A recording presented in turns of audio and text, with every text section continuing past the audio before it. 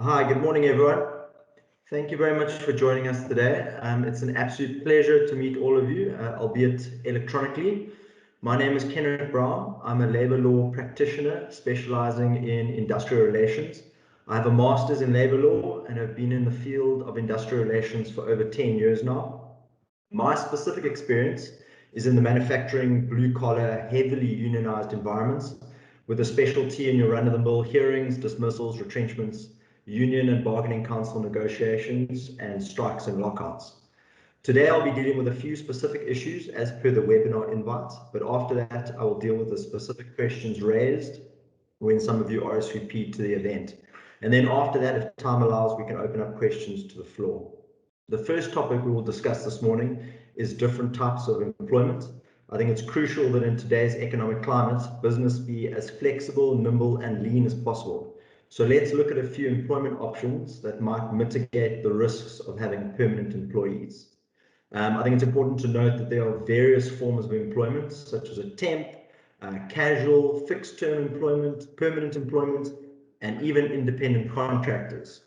And each and every form of employment has its own set of rules regarding how the employee should be treated, and even if they are your employee at all. So if we could move on to the next slide, please. The first form of employment that I'd like to discuss today is the casual worker. The casual worker is sort of a hangover from pre-1997 days. The BCEA, or the Basic Conditions of Employment Act, in its current form, does not actually make any reference to a casual worker. And so it actually doesn't exist. It's actually a term, as mentioned, from the pre-1997 labor legislation. A casual worker, in terms of application or in terms of the way that it's applied in today's labor legislation, is anyone who works less than 24 hours a month. If you work more than 24 hours a month, then you're covered by the Basic Conditions of Employment Act and you're not classified as a casual worker.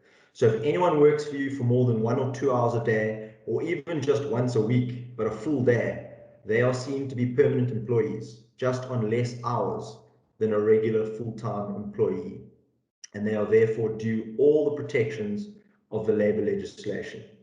Casual workers, in short, are really for those cases where you use a walk-in for a once-off job, and it's strictly speaking not for regular employment. So I think it's important to note the specific instances where you can use your casual worker, and that really is for your sort of guy or girl that you pick up off the street and they help you out for an hour or two, maybe once every 3-4 months. But it is certainly not the norm for employees who are used on a regular basis. If we could move on to the next slide, please. The second type of employment contract, which we often come across, is that of a temporary employee. A temporary employee, in its truest sense, is where a labor broker or agency hires out one of its employees to you for a very specific reason or task. Each month, the labor broker or the labor consultant will invoice you out and you pay the fee for that employee. At the end of the reason, such as maternity leave, or the end of the task, such as a seasonal increase in work, the employment relationship ends and the employee returns to the labor broker or the agency, and this is usually the form that a temporary contract of employment takes. This works well for companies that need to hire in additional staff. The problem arises when businesses try to employ their own in-house temporary employees and have employees on temporary contracts which expire at a specific date. And because they are temporary employees, they do not earn annual leave, sick leave, provident fund, and their statutory deductions are not done every month, such as UIF, skills development, and all those other sort of statutory deductions. Often businesses roll these contracts for years. This is specifically not allowed. And recent case law, as per the assigned services case, has provided the deeming provision, whereby after 3 months, the employee is deemed to be permanent and must be treated like any other permanent employee. The temp can also either come after the employee or the labor broker, or both, as both you and the labor broker have a dual or simultaneous responsibility to the employee after the deeming provision kicks in. Temp contracts are therefore not a great option. I personally only really see them in the agricultural sector now for fruit pickers or sheep shearers who come in for a very specific job and then move on to the next farm. Or, you know, in the example of a maternity leave employee, the agency will hire out a temp to fill in specifically for the maternity leave period. And then when the normal employee comes back, the contract ends. Those are the specific instances where temp contracts make sense. So yeah, essentially temp contracts are reserved for legitimate employee agencies or registered labor brokers. In-house temp contracts should rather be fixed term contracts. So if we can now move on to the next slide, please. So this is where we get to what I believe is the correct type of contract and one which can be very useful to a business. Instead of using a temp contract or a temporary contract, I believe a fixed term contract is the solution. A well-used fixed term contract allows you to employ the correct amount of staff for your current workflow without committing yourself to fixed overheads you may not be able to sustain in the future. Fixed term contracts are actually quite similar to temporary contracts. A temp contract, however, is usually used for a short but indeterminable time, whereas a fixed term contract is fixed for a very specific time or occurrence, whereafter the contract automatically terminates. You need not remind the employee or confirm that the contract will end. When the employee and the employer sign the contract, the termination period is specified, so both parties knows exactly when that contract terminates. The following are instances where you can fix the term of a contract. So this is not a closed list, but it does give one an idea of the scope of where a fixed term contract can be useful. So it can be fixed for a myriad of reasons, such as a specific event. As an example, if you have a big job coming in, you could say, listen, for this specific customer, while we are dealing with his specific order, I need extra workers. And when this customer's order is finished, your contract will terminate. Or a specific project. As an example, if you're building a house, you'll say, listen, when this house is built, or the stadium is built, or this factory is built, then your contract will end. You can also fix it for seasonal increase in work. You know, you see it in the citrus industry or the farming industry with specific seasonal increases in work. You can fix a contract for that specific period. Student employment, if you ever hire a sort of graduate or student, you may fix their contract for the period that they are a student, and when they get their qualification, the contract will end. A non-citizen with work permit, you're allowed to fix their contract for the period of their work permit. So usually a work permit is issued for either 1 or 2 years. You can fix the term of employment for that work permit. If the position is funded by an external source, you know, as an example, if you have an independent third party who specifically is funneling you work or jobs and is assisting in the completion of that work, you can fix the term of the contract for the period that that third party is involved in the work. And then the minute that third party exits the business, then the fixed term will terminate. And lastly, you can also fix the term of a contract for employees that have reached retirement age. So usually, if an employee has reached retirement age, let's say 60 as an example, at the age of 60, their permanent contract expires or terminates, and post their permanent contract expiring, you can then issue them with 6 monthly or 1 yearly or even three months at a time fixed term contracts, which you can then roll on a continual basis based on the fact that they've reached retirement age. So in essence, these can all be used to fix the term of an employment contract. It's not, again, not a closed list. There are other ways of fixing term contracts, but it does show the scope of how you can use them. It's important to note that they can also be extended after the initial period, but if they are rolled continuously and the employer creates a reasonable expectation of continuous renewal, then the employee can become permanent. So you do need to be careful how many times and how you roll these contracts. So certainly if a manager, or the owner of the business tells the employee, listen, don't worry, I'm going to roll this contract for a long time. I'm going to roll it for another 10 times.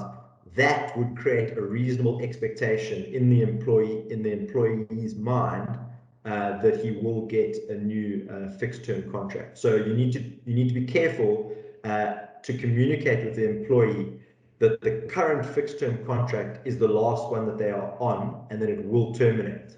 And you need to mitigate or make sure that you avoid creating that expectation in the employee's mind. So it's not a panacea to avoid permanent employment, but it does allow a business to employ an employee without having to make them permanent immediately or after probation. As an aside, a fixed term contract, in my experience, must include a clause that allows retrenchment, in that if it doesn't, the employer cannot retrench the employee on a fixed term contract. And the options then are that the employer must either pay out the term of the contract or employ the employee for the duration of the contract. So because it's a fixed term contract, you're then bound by those terms. But of course, if you include the term for retrenchment, then you are able to retrench an employee during the period of their fixed term contract. As an example, I myself in the manufacturing industry would usually have an employee on, as an example, a training contract for 3 months. If they passed that training contract, they would then get another training contract, which is obviously a more sort of senior training contract or with additional training.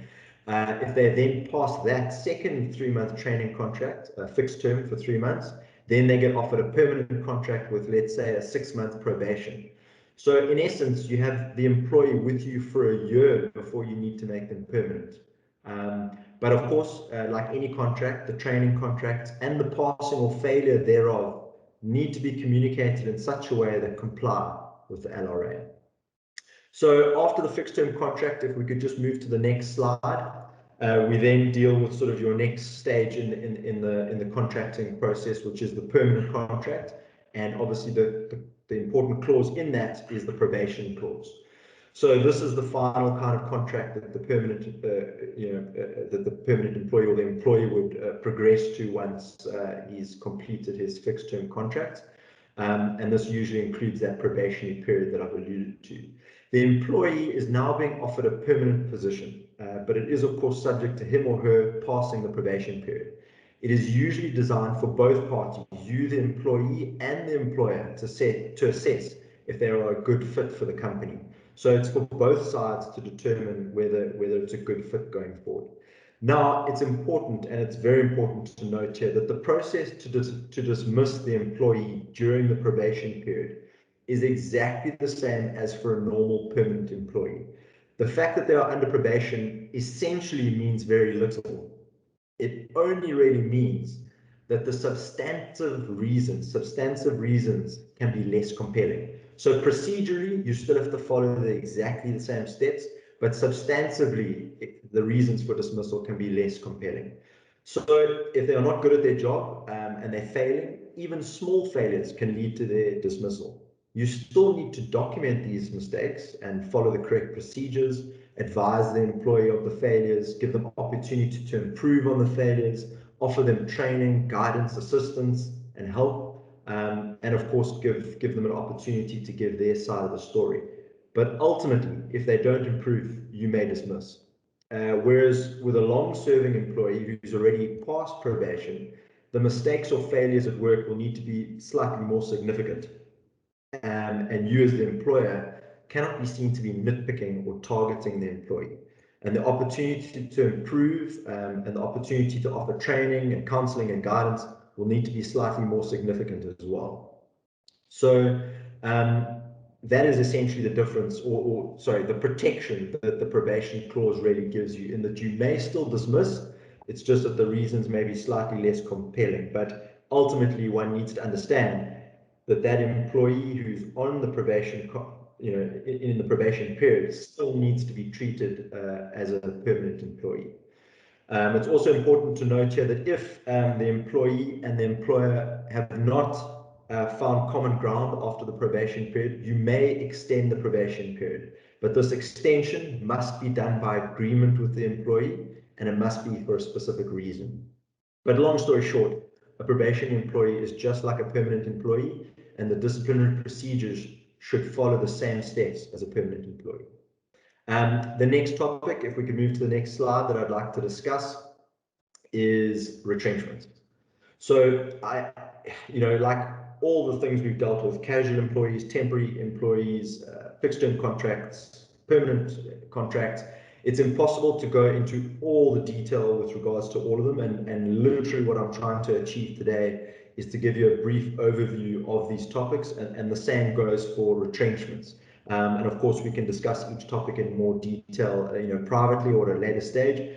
But essentially, what I'm trying to get across to you is that each type of contract, and certainly retrenchments, although not a type of contract, but a labor law procedure, has its benefits, its pros and cons. So with retrenchments, it's important to know that you may retrench for three reasons. The three reasons are economic, essentially to save money, technological, so you receive a new machine, and now a cutter or the person that used to do the job that the machine is now doing, that job becomes redundant, or even structural. So you've changed the business, you've changed the workflow, you changed the type of work that you're doing, and so you don't need certain skills. You can retrench for all three of those reasons. But essentially, as an employer, you can literally retrench for any reason. The Labour Court has even recognized that seeking more profits is a legitimate reason for retrenchment. The only caveat to that is that, of course, this is a very useful process as an employer. If you need to keep your business lean and trim any fat, that you can do it. But the caveat is that the process of retrenchment is very procedural. And so all procedural steps need to be followed. The procedures are not hard. It's essentially a box ticking exercise, but it does need to be done, and you need to ensure that consultation takes place. Also important to note is the selection criteria. Many employers fall foul of the selection criteria when they're retrenching, and this process of the retrenchment process needs to be carefully managed and calculated. The employer cannot be seen to be targeting certain employees, but like any process, if you understand it, you can make it work for you very effectively. If we can move on to the next slide, please. The next clause in a permanent employment contract that I'd like to discuss is restraint of trades, or ROTs. Restraint of trades are very useful tools to protect one's proprietary information or client lists or anything really that the company values as its own. They are, I believe, overused in that almost every contract nowadays has a restraint of trade, but which is fine. I mean, that's acceptable, and employers are well within their rights to try and protect an interest. However, the reason I say I think they're overused is that they are extremely hard to enforce, and ultimately they usually end up at the Labour Court if the employer really wants to enforce it.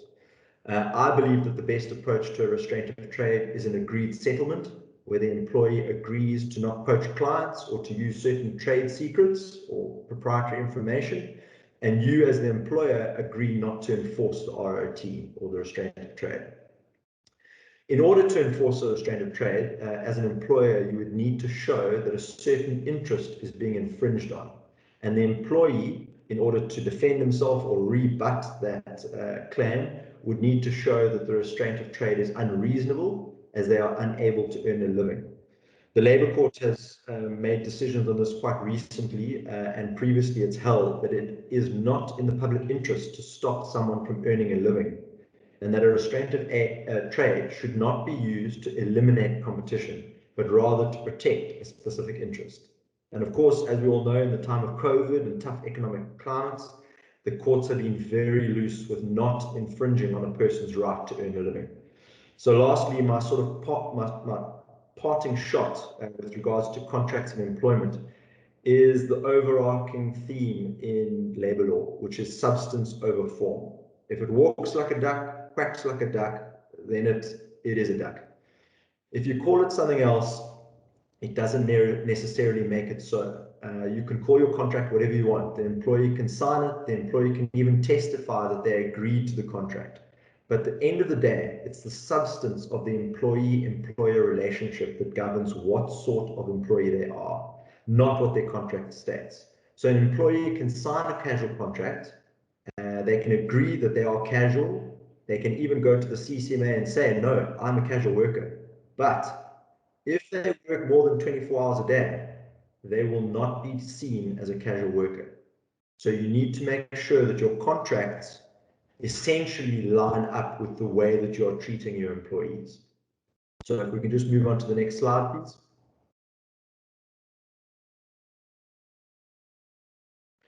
So I think just in conclusion, I would like to add that a huge part of labour law and industrial relations in general is box ticking and ensuring procedural fairness is adhered to. Much of what we discussed above is useless if the documents are not kept and stored safely for retrieval at a later stage. This, I believe, is where preferred solutions can really assist in terms of your labour law and industrial relations compliance. I'm sure you've all heard stories of companies that never lose at the CCMA and undefeated, and it might sound very impressive, but what I can guarantee you is that what got them there is not a massive, unique, sort of genius labour law brain. It's more about being spectacular at the mundane, being very good at simple things like paperwork, keeping records, and that is where preferred solutions can assist employees. Lastly, I would just like to thank you all for your time. This is essentially an opportunity for me to introduce myself and to start a conversation and dialogue. It's impossible in a session such as this to go over everything, but it does give one food for thought and starts the conversation. I think it's important in any business, whether it's retail, manufacturing, service, or agriculture, to have trusted advisors, people who you can lean on when you need a specific type of information. And that is essentially what I would like to, over time, become for all of you. Through Preferred Solutions, we have the opportunity to build that relationship. And I would like to, over time, to become your trusted advisor and be that point of contact should you need it. My door is always open and I'm available 24 hours a day, 7 days a week. Thank you very much. I'm now going to hand over to Louise. And then I think after that, we'll be moving on to questions and answers.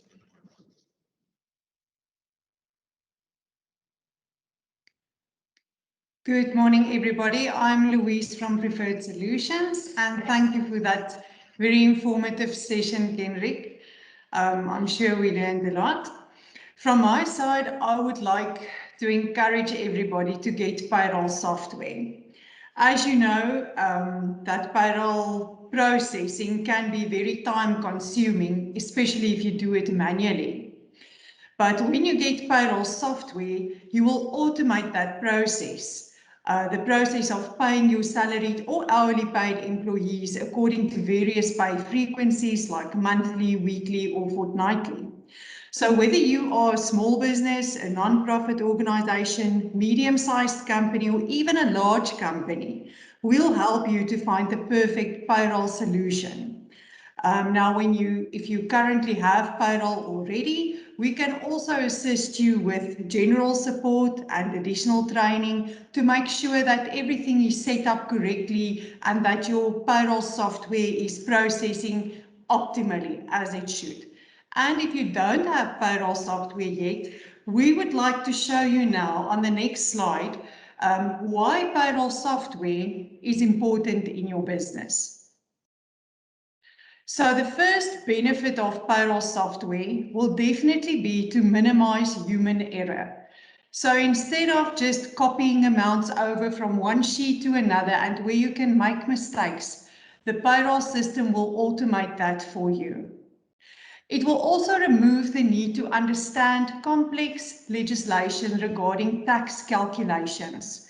Because your payroll software has your tax tables built into the system, it will calculate your tax and legislation calculations for you without you needing to do it manually. And then also there's no need for additional software to store personnel or leave records, because your payroll software is actually building a database so that you can have all that information in one secure place. On the next slide, we have a few more benefits. It will also calculate various transactions with minimum effort. And by this, I'm referring to pension, retirement annuity, transactions like medical aid, loans, travel allowance, reimburse of travel. All of that will be done automatically for you just by selecting the correct transaction. The rest of the calculations will happen for you. You can also use your payroll reports to plan for future costs. When you do, for instance, budget planning for the next year, you can make use of your payroll reports, which is currently there to assist you with that planning. And then lastly, I want to point out that there are more reports that you can use for additional analysis to do planning in your business. So your payroll is not only just printing a payslip. Definitely printing a payslip, but much more than that. It will provide you with reports to assist you in your business with planning, structuring departments, and so forth. So if you feel ready after this session to get your payroll software, please contact us. And if you have any questions in detailed processing, we do have training options which Leon will discuss a bit further. Please do contact us for those sessions. Thank you very much for the time.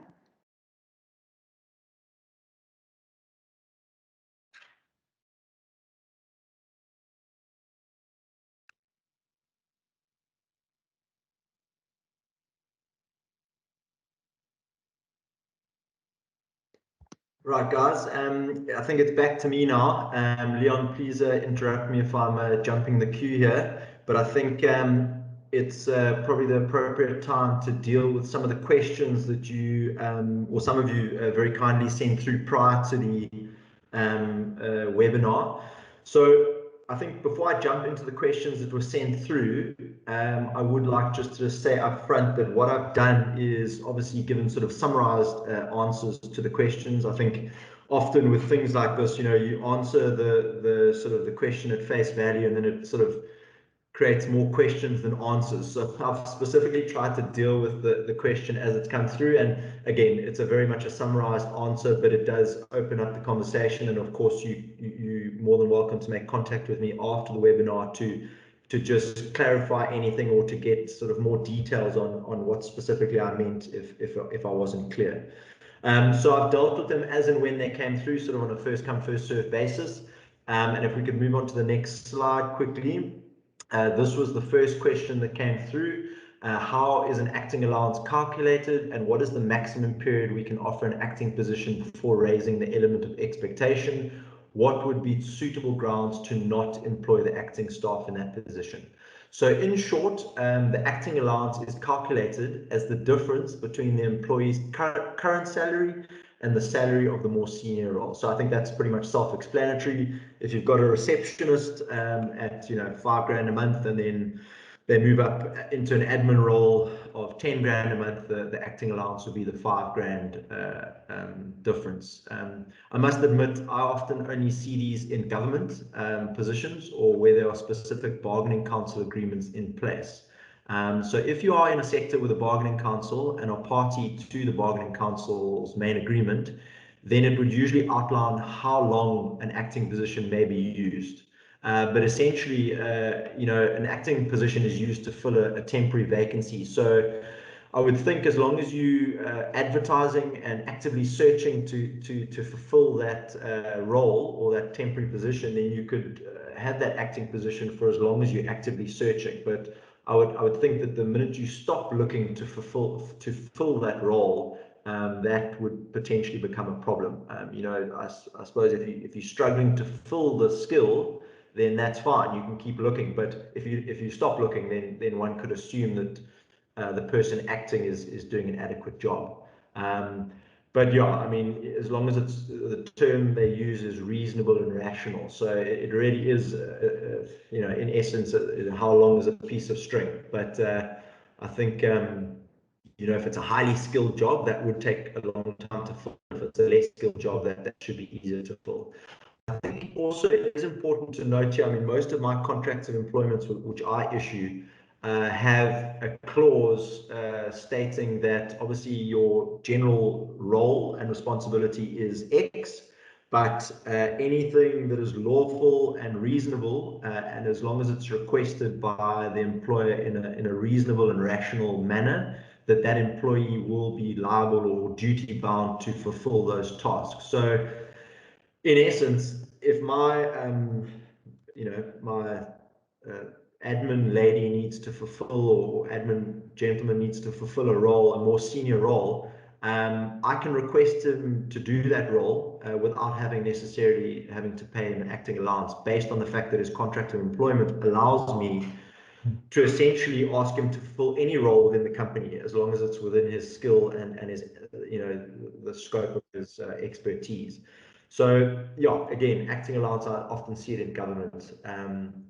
And I think just the second or last part of the question, in terms of not getting the job, of course, it is acceptable to not give the person acting in that position the permanent role, but you must be very clear on the skills that they are lacking in order to be placed permanently.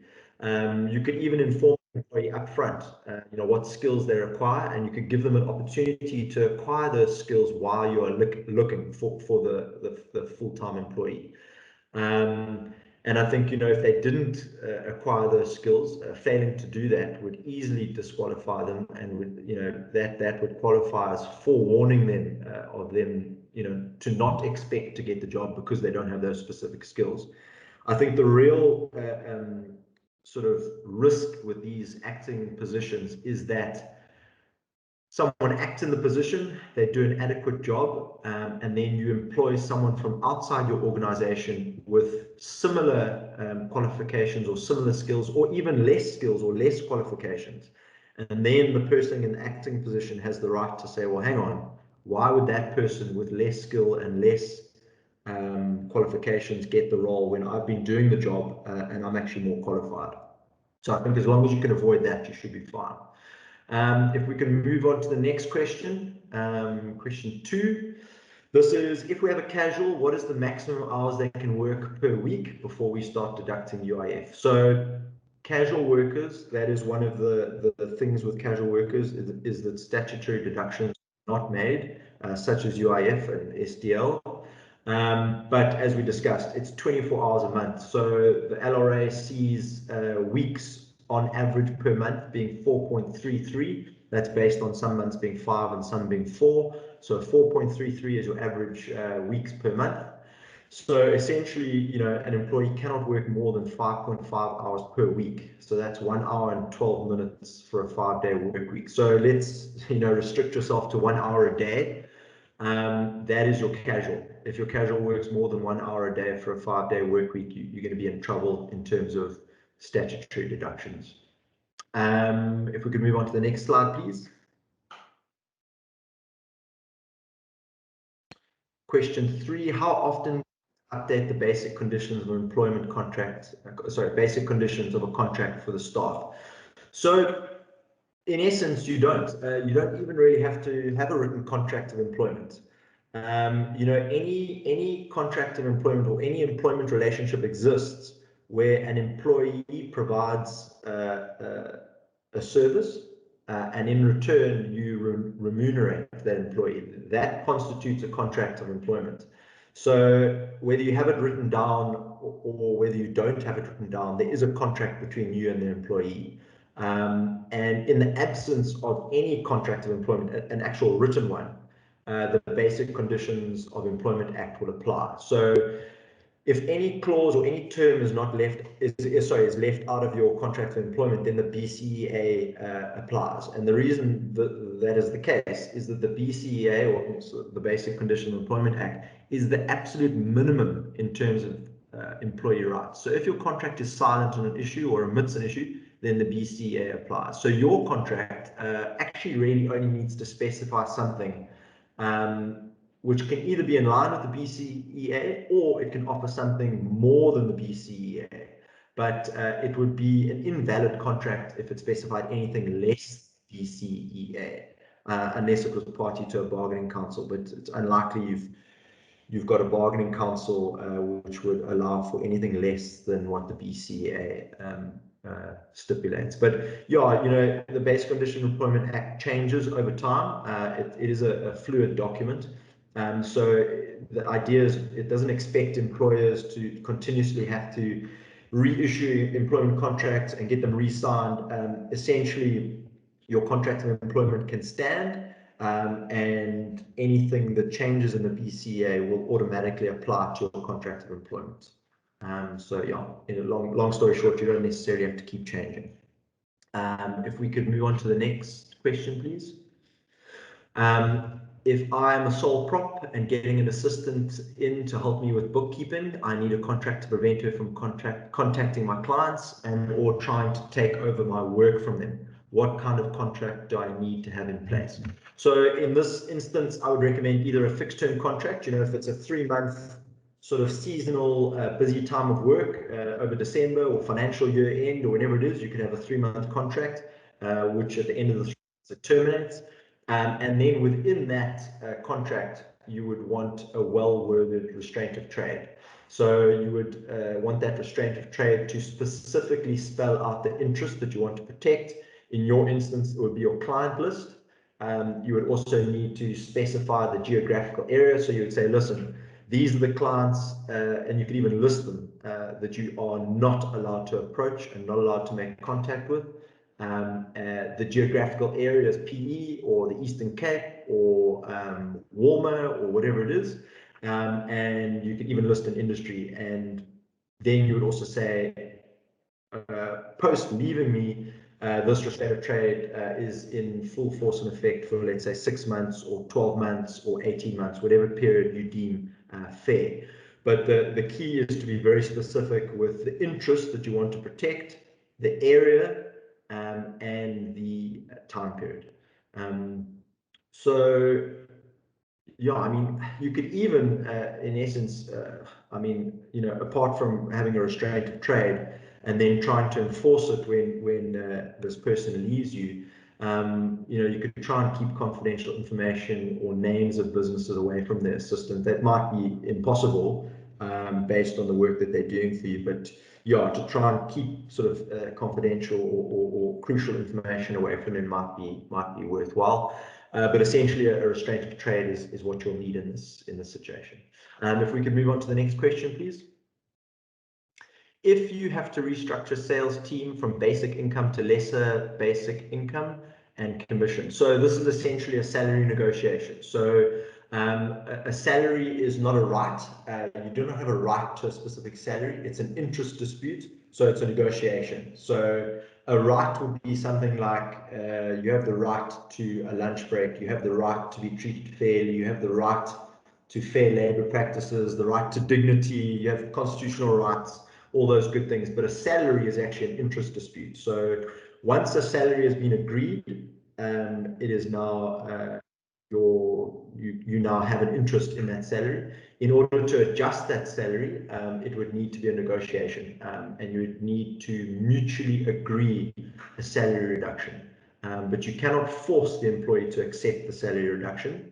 Failing a successful negotiation with the employee, you can embark on the retrenchment process. So the company needs to save money. We cannot afford you know, a high basic salary, so we need to reduce salaries, and you can start the consultation process for retrenchment. And then the employees that accept the reduced salary won't be retrenched, and then the employees that don't accept can be retrenched at the end of the consultation period. And because it's an interest dispute, the employees could go on strike, and you could also lock them out during the strike period. But yeah, long story short, it's a negotiation. Failing a negotiation, you can embark on the retrenchment process. If we can move on to the next question, please. So this is a very common question, and it's very important that this is dealt with properly.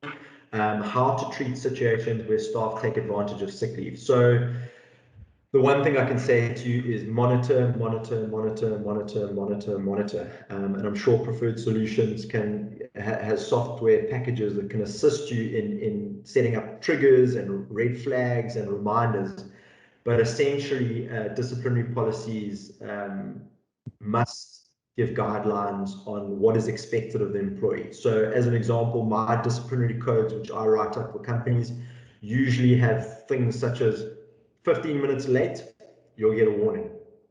4 occasions leads to a hearing, and each obviously occasion you'll be issued with a warning.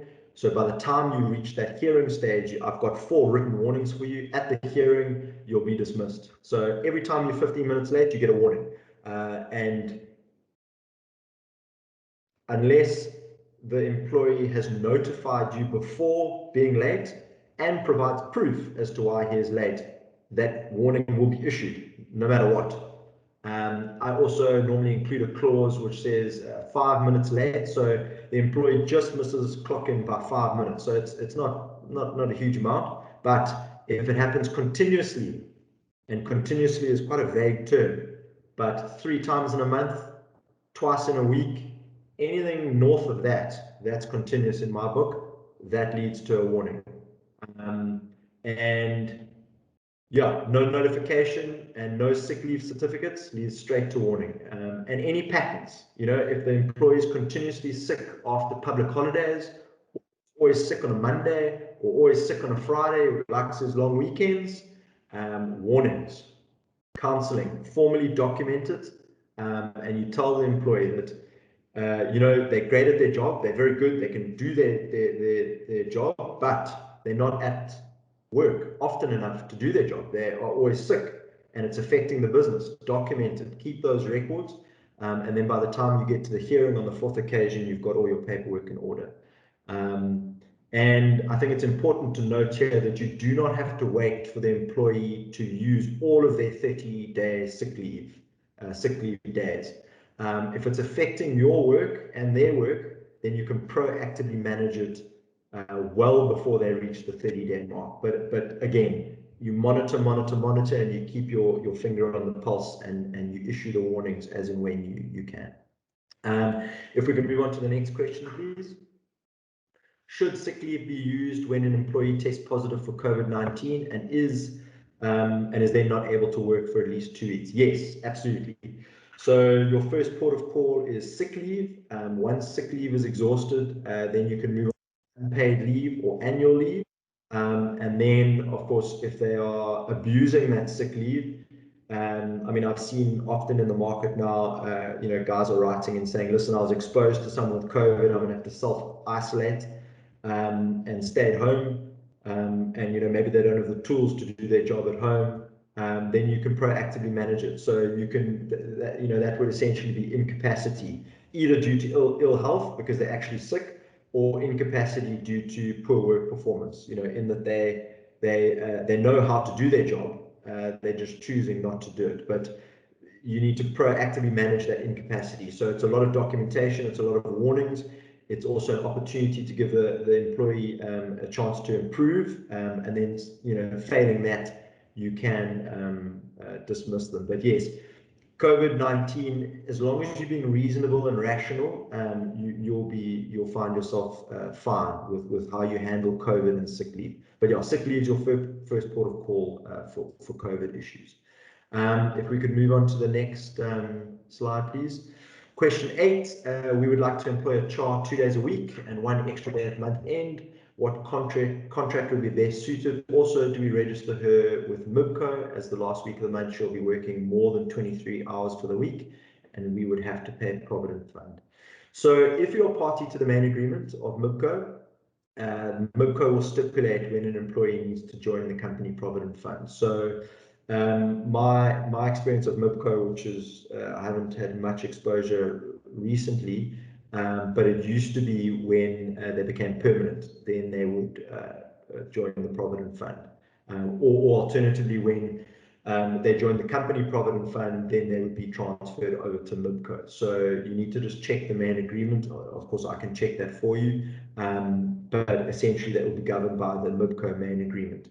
The type of employment contract, it would normally be a permanent contract with probation, or alternatively, in my mind, for a CHAR, if there's not much history of employment there, then I would use a fixed term contract to make sure that you are happy with her work performance.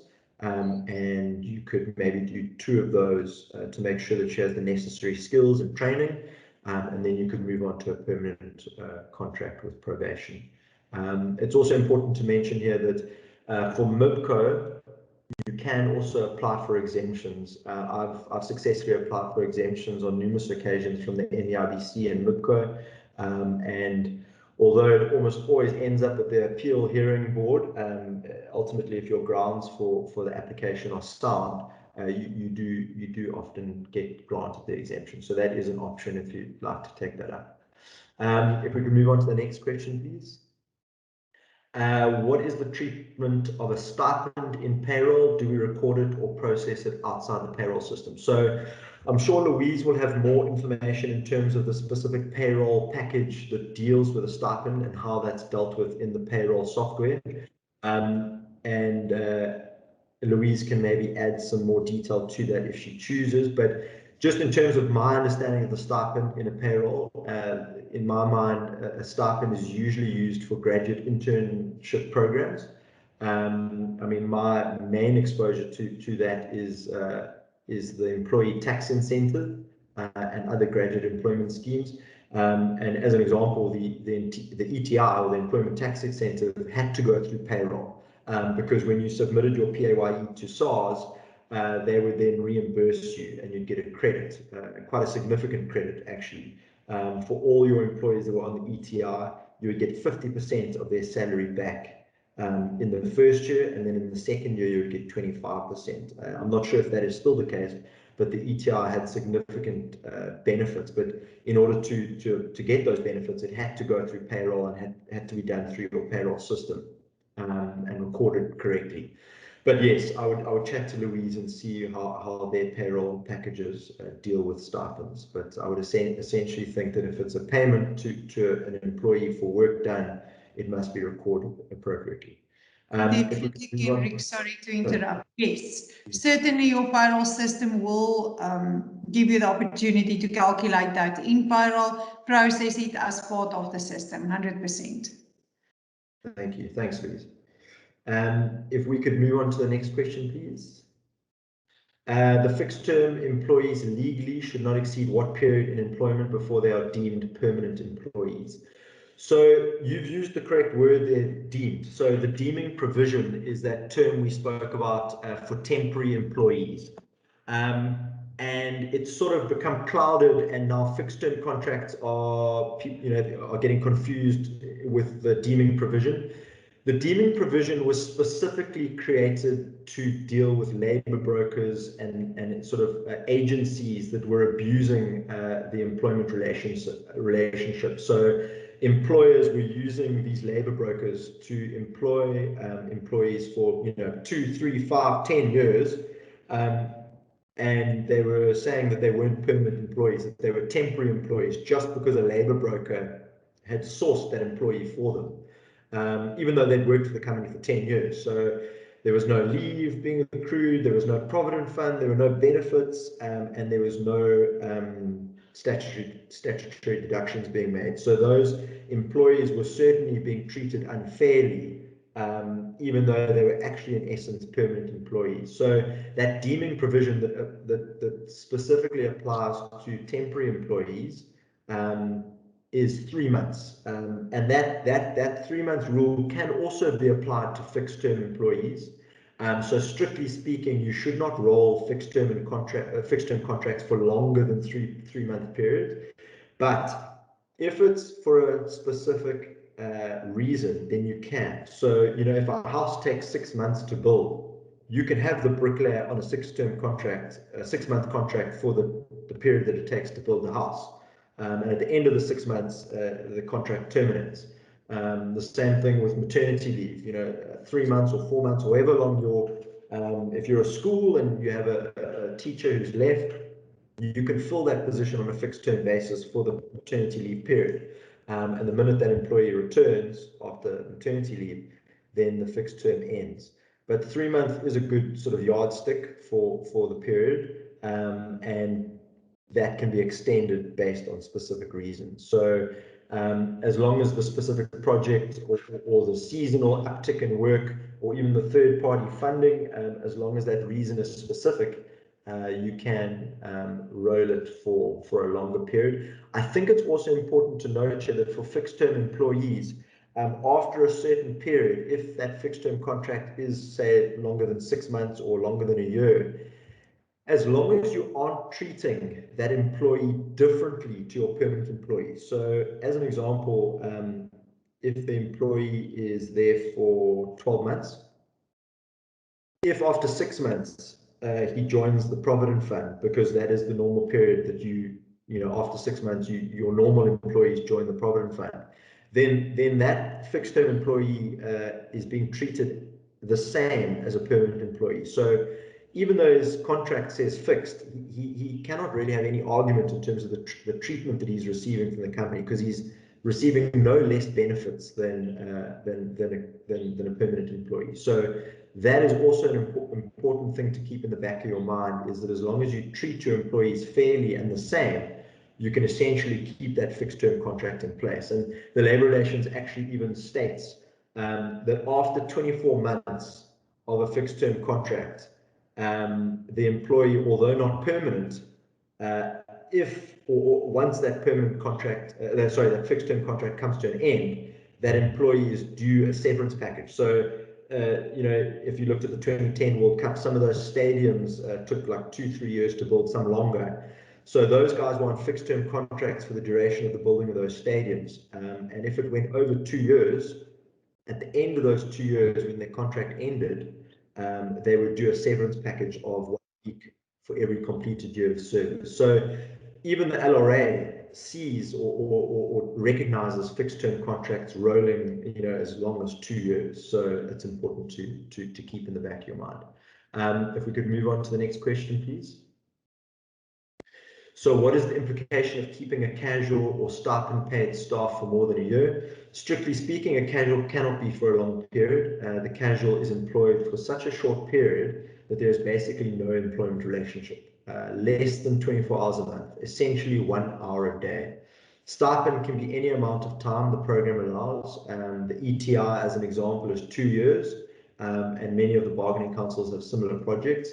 If it's your own graduate program, that's probably where the issue might come.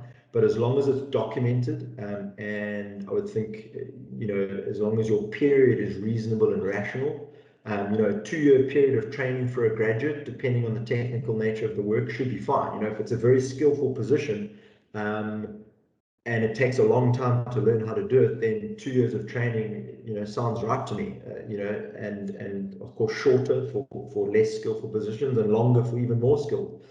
So it really is, again, as long as it's reasonable and rational, your graduate program can continue as long as it needs to.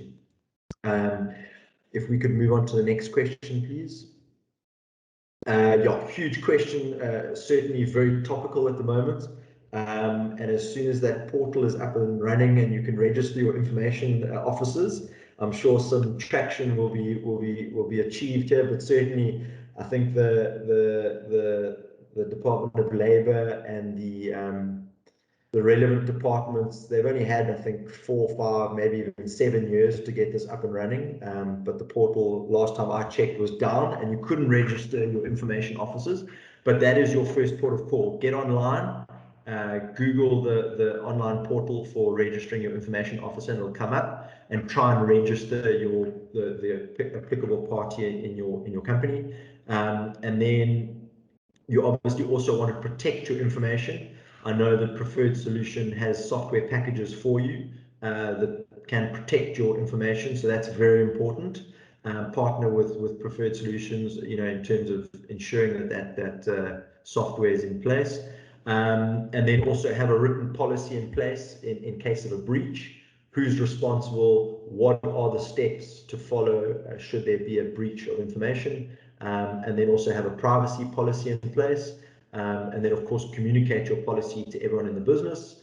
And then this is not necessarily for smaller companies, but have a POPI manual in place. And of course, I can assist you in drawing those up. and then you store them on your preferred solution software packages for anyone who might need to see that you have a policy in place. But I think the main thing with this poppy thing is don't panic. Like a lot of our labour legislation, the thinking and the feeling is in the right place. They want to be seen to do the right thing, but the infrastructure, the resources, the skills, those aren't yet in place to enforce this sort of law. So get as much of it done as possible, but I don't think there's any need to panic just yet. Thank you. So yeah, sorry, next question. Kenrick, Yes. just to intervene there as well, I'm going to send out an email invitation next week to a dedicated Poppy Act session hosted by Iron Tree. They are our support partners for the Poppy Act setup and software. So everybody, please just look out for an email coming from me. It's a very informative webinar of around about 45 minutes. Okay, thanks, Leon. So next question, what is important documents-wise if you consider to employ employees with foreign nationalities? Work permit, short and simple, that employee must have a work permit. So without that employee having a work permit, you may be liable for a fine or imprisonment or both. So the obligation is on you, the employer, to check that they have that documentation. So your defense cannot be, I asked them and they said they had one, or they told me that they had one. You need to check that they have one, and you also, could even go a step further and phone the Department of Labour to check the authenticity of the work permit that's been given to you. I've in my experience, seen tons of fake work permits being submitted. And it's actually not a hard process. You phone the Department of Labour and they can check the work permit number and see if it's a real one or not. So that is your obligation as an employer, to check that they have a valid work permit.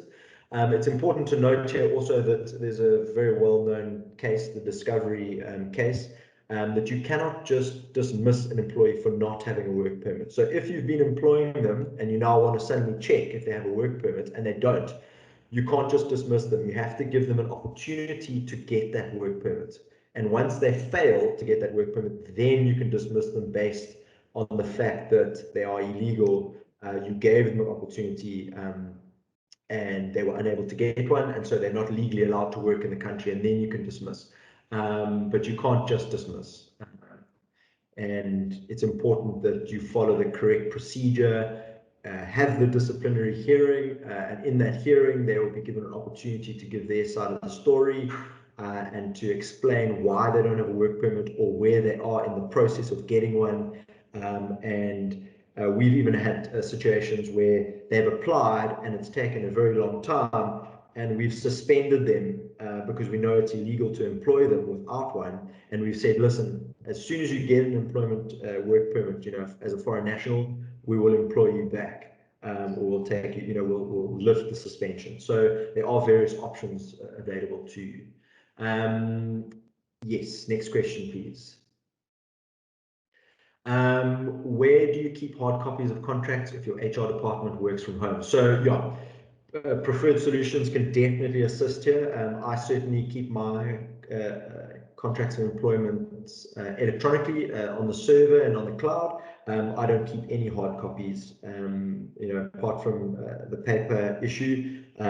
It's ease of reference and ease of retrieving them, and certainly at the CCMA or any sort of bargaining council dispute resolution mechanism, a photocopied electronic version, it has always been accepted. So I wouldn't, in my mind, worry too much about keeping the hard copies. I don't know if Leon or Louise want to jump in here and give some insight into the software that's available in terms of that. Yes, Kenrick, definitely on your payroll software, electronic copies is the way to go, and there is a secure place then in your payroll software to keep that hard copies all stored securely in one place. So yes, you save it electronically. Perfect, thanks, Louise. And then just the last question, do you have generic templates for short-term and permanent contracts for metal industry employees? Absolutely. Most of my early experience in the industrial relations sort of field was all MEIBC, so it was all the Metals Engineering Industry Bargaining Council. And those templates, yes, I've got them available. And of course, what I normally do with specific clients, whether it's a metal industry or whichever industry, is you have the template, and then obviously you tweak it to include very specific terms that company wants to sort of emphasize in their contract. Whether it's certain late coming issues or proprietary information that they want to protect, restraining trades, whatever it is, any clause, we can tweak it obviously to include those specifics. But yes, long story short, those generic templates do exist, and I'd be happy to discuss those with anyone at a later stage.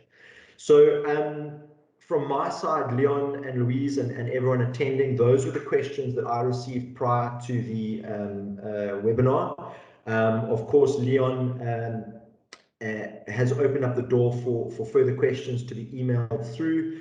And yes, please feel free to email those questions through to me. You can see my email address there, kbrown@laboursafe.co.za. If you also jump onto my website at www.laboursafe.co.za, you'll see my cell phone number there. You are more than welcome to give me a call, WhatsApp, text message, whatever's easiest for you. Again, as I said earlier, I'm available 24 hours a day, 7 days a week. I think it's important if you do need help, often with labour law, from nothing going on to all of a sudden it being incredibly urgent is the norm. So when you do need help, it has to be immediate. And so my commitment to you up front is that I will always make myself as available as humanly possible. I will always pick up your calls and respond to your WhatsApp, emails, and the like as soon as possible. So please make contact if you do have any outstanding queries. And yeah, I mean, as mentioned before, you can see Louise and the rest of the details there in terms of any software packages or software questions that you might have for preferred solutions. But certainly from my side, thank you very much for everyone's time. And Louise, I don't know, or Leon, I don't know if you want to jump in here and just confirm a few things, but the door is always open, in terms of creating opportunity for dialogue to ensure that you guys who've logged on today and taken the time to be here in the webinar have the opportunity to have your questions answered. So thank you very much for that. Cool. Thank you, Kenrick, so much. It was extremely informative, and I believe a lot of questions has been answered. It is very clear that you definitely know what you are doing and various topics. So all our clients will be in very, very good hands. Just to reiterate, you see Kenrick's email address there if you want to contact him directly. As well as Louise for existing payroll questions. If you are looking for payroll software, if you might not have, you can email us at sales@prefsol.co.za. I will also be sending out a short questionnaire later today with the link to the recording of this webinar. If you can please just fill out the sections which is applicable to you for us to get some feedback. There will also be a section where you can ask all your questions if you prefer rather doing it there than sending it directly through to us. Our next section is going to be upcoming sessions and webinars, which is quite exciting, just so you know what's going on. From a payroll side, we're going to have 3 different sessions in a training format presented by Louise, who is our payroll champion and specialist. The first section is going to be transaction combinations. That is for leave, reimbursements, and any payouts, which is automatically calculated when you set it up correctly. And Louise will have a session on that one. The second one is leave processing and terminations. The last one is general processing on payroll. We will send out an email with the dates for these sessions. You are also very welcome to go and look on the Preferred Solutions or Preferred Solutions Eastern Cape website. On our training section, we have a training calendar there where you can register for upcoming sessions already logged. Then very exciting, we have an upcoming webinar, which is going to focus on working remotely. And it's a very, very relevant topic right now, as most of the employees would require working remotely in between all these waves of COVID, and also the open question of what happens if one has been working remotely. Do you return to office, or do you negotiate to work from home or a remote office? This will include the labor laws regarding working remotely. Importantly, how to measure performance when working remotely with key performance indicators and the KPIs. And then an important section is the importance to equip your staff to excel in their work while working remotely, ensuring that they have the correct tools and access to the information they need to do their work. Please have a look out in your emails. It will come from either myself or Helen for the Preferred Solutions Eastern Cape clients with a registration date. That is all from my side. Thank you so much for your time, and I hope it has been informative. Enjoy your day.